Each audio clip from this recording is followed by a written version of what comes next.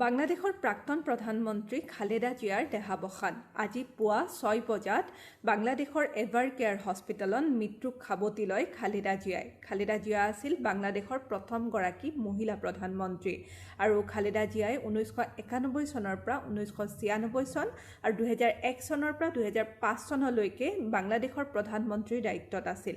বিগত এটা বছৰে হৃদৰোগত আক্ৰান্ত হৈ চিকিৎসালয়ত ভৰ্তি হৈ আছিল খালেদা জিয়া আৰু 17 বছৰৰ মূৰত তেওঁৰ পুত্ৰ বাংলাদেশলৈ ঘূৰি আহিছিল। পুত্ৰ তাৰিক ৰহমানক দৰ্শন কৰাৰ পিছতেই মৃত্যুক সাৱটি লয় খালেদা জিয়াই।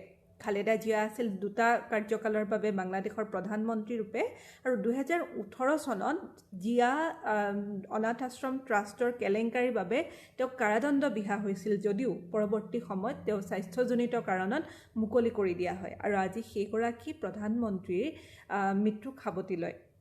আৰু খালেদা জিয়াৰ মৃত্যুৰ পিছতে বাংলাদেশত এতিয়া শোকাকুল পৰিৱেশৰ সৃষ্টি হৈছে।